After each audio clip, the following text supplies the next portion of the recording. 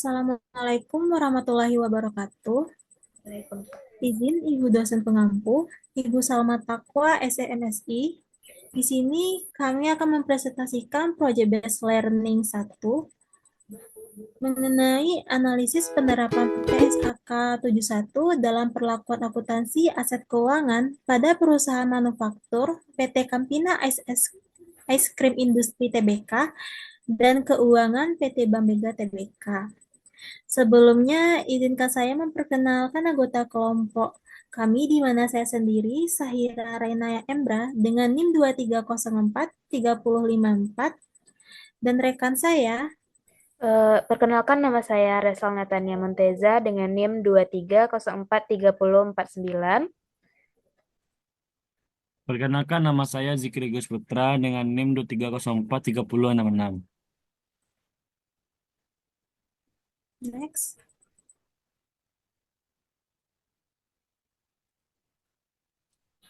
Di sini kami akan menjelaskan bagaimana perlakuan akuntansi aset keuangan sesuai dengan PSAK 71 pada PT Campina Ice Cream Industry Tbk dan PT Bank Mega Tbk. Lalu, apa komponen aset keuangan pada PT Campina Ice Cream Industry Tbk dan PT Bank Mega Tbk? Lalu yang ketiga, bagaimana kebijakan akuntansi aset keuangan terkait dari laporan keuangan pada PT Campina Ice Cream Industry Tbk dan PT Bank Mega Tbk? Lalu yang keempat, membandingkan dan menganalisis keselarasan kebijakan akuntansi perusahaan dengan PSAK 71 pada PT Campina Ice Cream Industry Tbk dan Bank Mega Tbk. Yang terakhir, membandingkan dan menganalisis perbedaan atau kesamaan kebijakan akuntansi pada PT Campina Ice Cream Industry Tbk dan PT Bank Mega Tbk.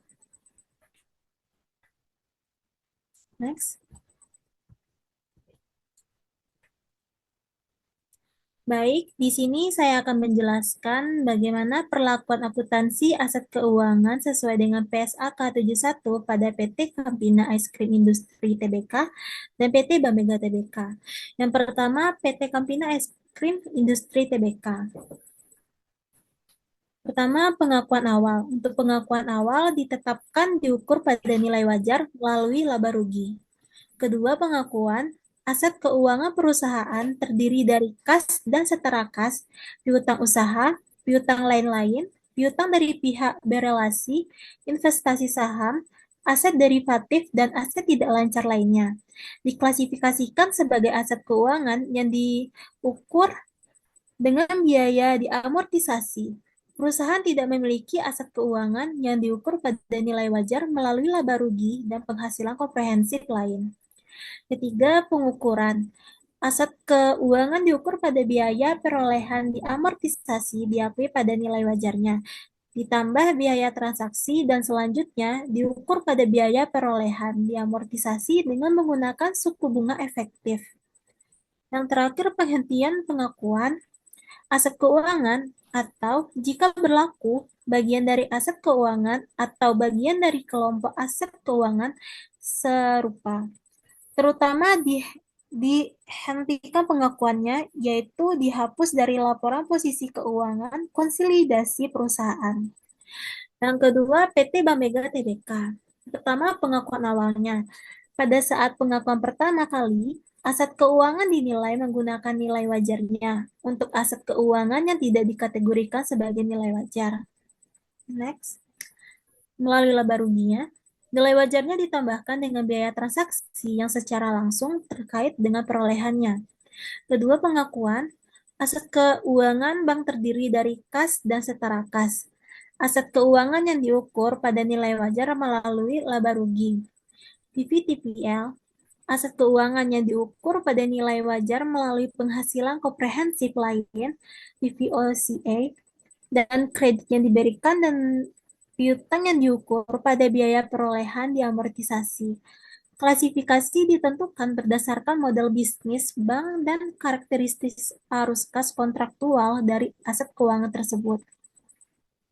Yang ketiga, pengukuran Aset keuangan bank diukur berdasarkan klasifikasinya. Yang pertama, aset keuangan (VVTPL) diukur pada nilai wajar dan perubahan nilai wajar diakui dalam laba rugi. Yang kedua, aset keuangan (VVOCA) diukur pada nilai wajar dan perubahan nilai wajar diakui dalam penghasilan komprehensif lain. Ketiga, kredit yang diberikan dan piutang diukur pada biaya perolehan diamortisasi menggunakan metode suku bunga efektif. Yang terakhir, penghentian pengakuannya.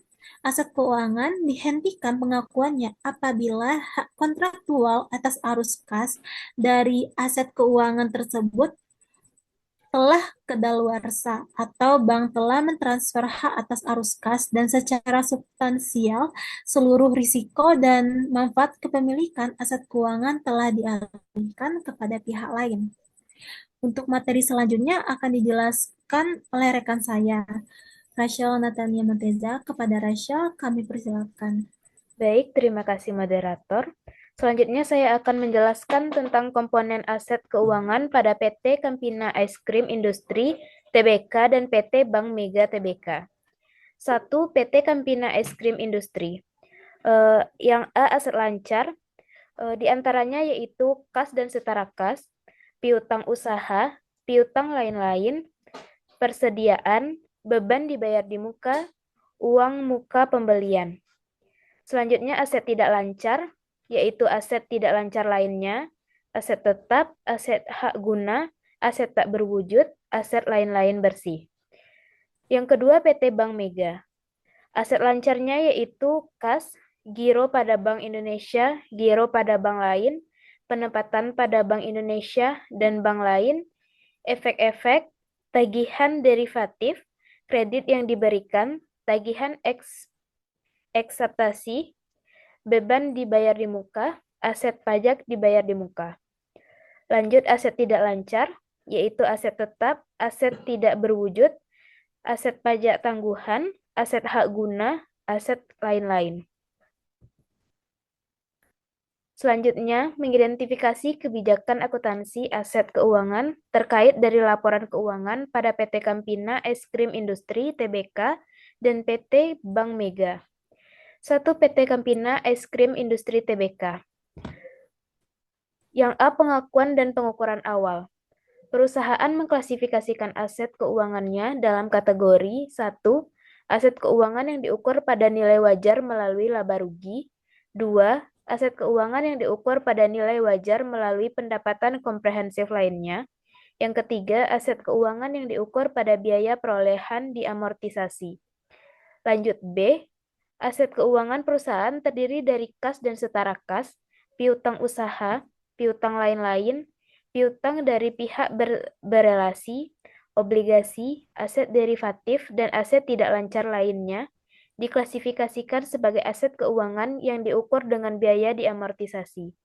Perusahaan tidak memiliki aset keuangan yang diukur pada nilai wajar melalui laba rugi dan menghasilkan komprehensif lain. Yang C, perusahaan menggunakan dua metode untuk mengklasifikasikan aset keuangan, yaitu modal bisnis perusahaan dengan mengelola aset keuangan dan karakteristik arus kas kontraktual dari aset keuangan atau SPPI. 1. Pengujian SPPI. Nilai pokok untuk tujuan pengujian ini didefinisikan sebagai nilai wajar dari aset keuangan pada pengakuan awal dan dapat berubah selama umur aset keuangan. Elemen bunga yang paling signifikan dalam perjanjian biasanya adalah pertimbangan atas nilai waktu dari uang dan risiko kredit. Yang kedua yaitu penilaian modal bisnis. Penilaian modal bisnis didasarkan pada skenario yang diharapkan secara wajar tanpa mempertimbangkan skenario worst case atau stress case jika arus kas setelah pengakuan awal direalisasikan dengan cara yang berbeda dari yang awal diharapkan.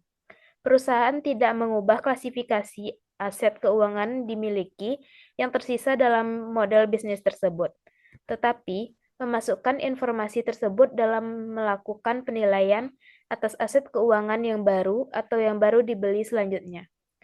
Yang D, metode suku bunga efektif atau SBE. SBE adalah metode yang digunakan untuk menghitung biaya perolehan diamortisasi dari instrumen keuangan dan metode untuk mengalokasikan pendapatan bunga selama periode yang relevan. Yang E, penghentian pengakuan. Aset keuangan pengakuannya dihentikan ketika 1.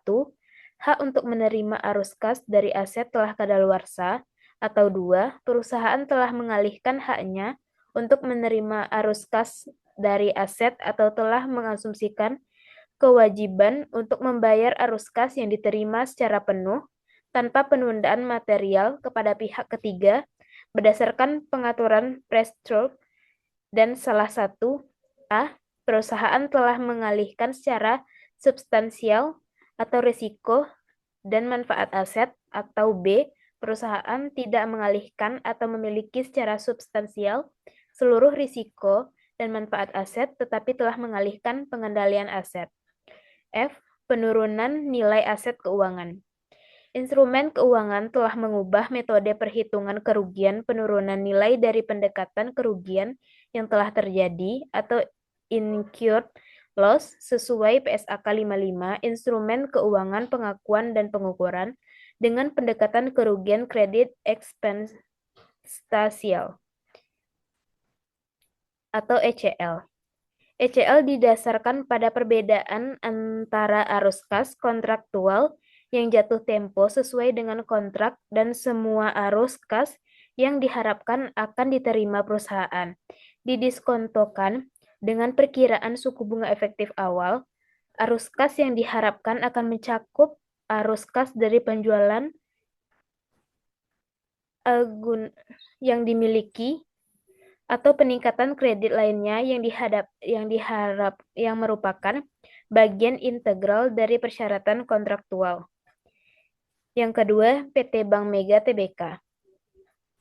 A. Pengakuan dan pengukuran awal.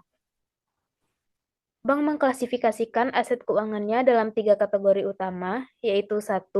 Aset keuangan yang diukur pada biaya perolehan diamortisasi. Yang kedua, aset keuangan yang diukur pada nilai wajar melalui penghasilan komprehensif lain atau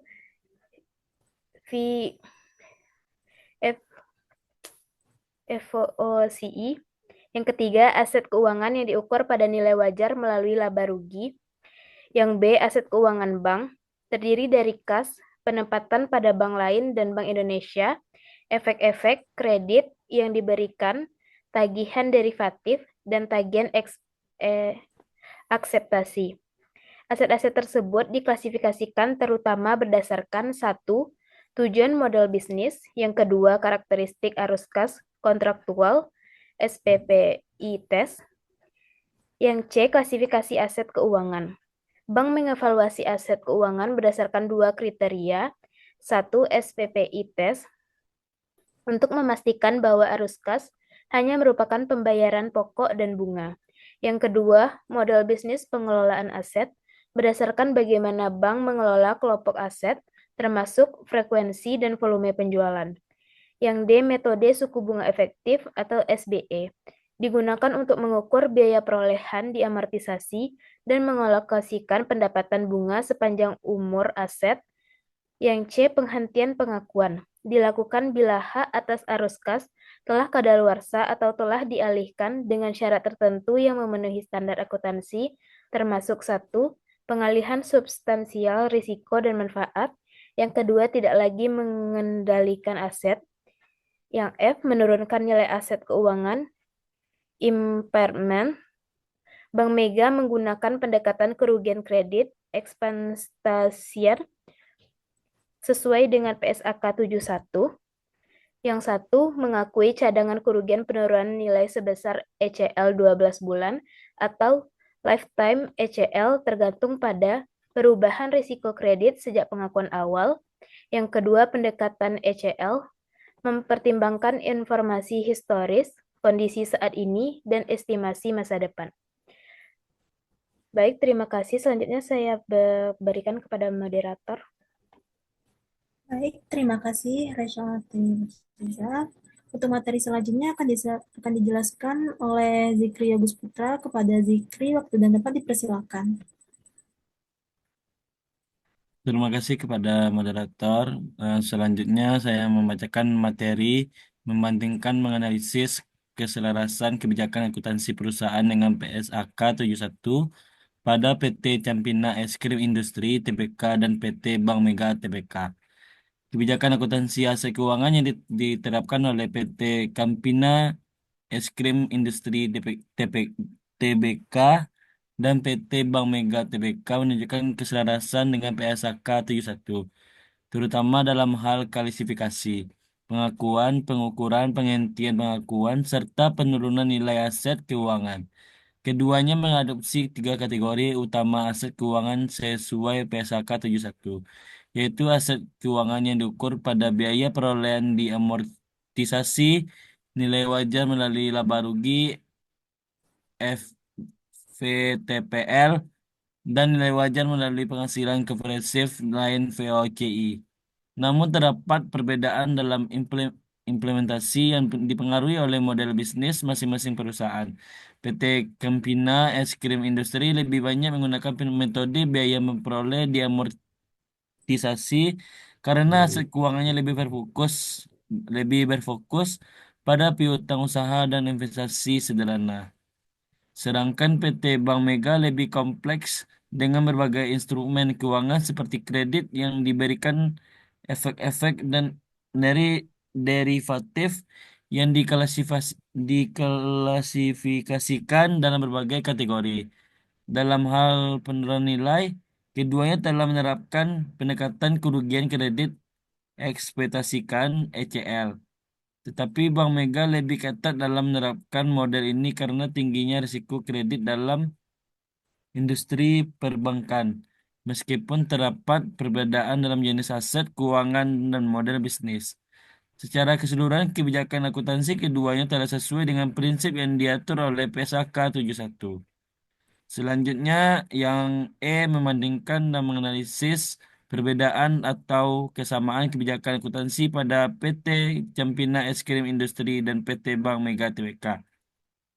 Yang aspek kebijakan akuntansi, PT Campina Es Krim Industri Tbk mempunyai klasifikasi aset keuangan, yaitu mengklasifikasi, mengklasifikasi, mengklasifikasikan aset keuangan ke dalam nilai wajar dan biaya perolehan diamortisasi. Yang kedua, PT Bank Mega Tbk nilai wajar melalui laba rugi, penghasilan kompresif lain, dan biaya diamortisasi. Yang kedua, metode klasifikasi aset yang menggunakan mode bisnis dan karakteristik arus kas kontraktual SPPI. Yang kedua, mengacu pada tujuan bisnis bank dalam mengelola aset dan mengevaluasi SPPI atas instrumen keuangan. Yang ketiga, metode suku bunga efektif. Yang pertama digunakan untuk menghitung biaya memperoleh diamortisasi dan dari instrumen keuangan. Yang kedua, suku bunga efektif digunakan untuk diamortisasi diskonto atau premi dan pengakuan pendapatan bunga aset keuangan. Yang keempat, penghentian pengakuan. Terjadi ketika hak untuk menerima arus kas telah kadu, kadaluarsa atas perusahaan telah mengalihkan haknya untuk menerima arus kas dari aset. Yang kedua, aset keuangan dihentikan jika hak atas arus kas telah berakhir atau dialihkan tanpa mempertahankan kendali. Yang terakhir, penurunan nilai aset keuangan menggunakan pendekatan kerugian kredit ECL untuk mengakui penurunan nilai aset keuangan. Yang kedua, bank menerapkan PSAK 71. ECL diukur berdasarkan pendekatan 3 tahap berdasarkan peningkatan risiko kredit sejak pengakuan awal. Terima kasih, saya kembalikan ke moderator. Baik, Zikri, terima kasih atas penjelasannya.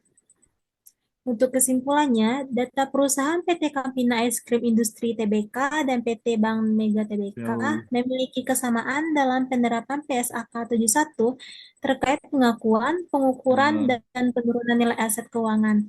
Meskipun terdapat Perbedaan dalam klasifikasi aset keuangan dan kompleksitas instrumen keuangan yang dimiliki, keduanya menerapkan metode yang serupa, seperti pengujian SPPI, penilaian model bisnis, serta perhitungan kerugian kredit ekspektasian. PT Campina lebih berfokus pada aset keuangan yang diukur dengan biaya perolehan diamortisasi, sedangkan PT Bank Mega memiliki kebijakan yang lebih luas mencakup nilai wajar melalui laba rugi dan penghasilan komprehensif lainnya. Baiklah, sekian presentasi yang dapat kami jelaskan. Apabila ada kesalahan kata atau penempatan kata, mohon dimaafkan. Wabillahi taufiq walhidayah. Wassalamualaikum warahmatullahi wabarakatuh.